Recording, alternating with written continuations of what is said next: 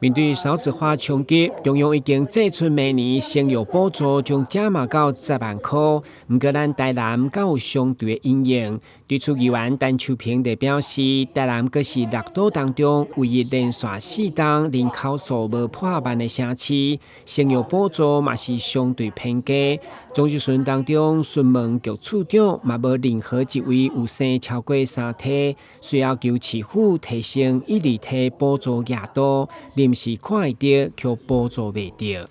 你3万这样子5万的补助在后面3胎、4胎、5胎但是呢，你第1胎就生不出来啊那有可能去生第2胎、生第3胎、生第4胎、第5胎你后面的5万，我跟你讲，你看会到，你互少年人看会到，但是补助袂到，是不是这样子？是的。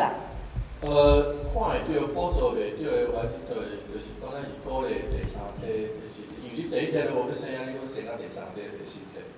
面对少子化，议员陈秋平进一步提出，台南国小招生减少，班级数持续下降，每年将减少66班，整个大台南将存400多班的严重性，需要求会校、并校以及老师何去何从，一定要超前部署。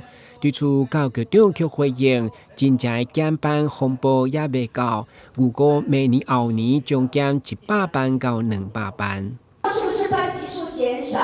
然后那个除了废校、并校，不过这个每一年接下来有可能大概都会有大概100到甚至到200班的。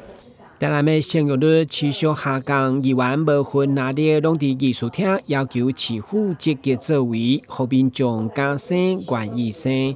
台南新闻军籍张硕维采访报道。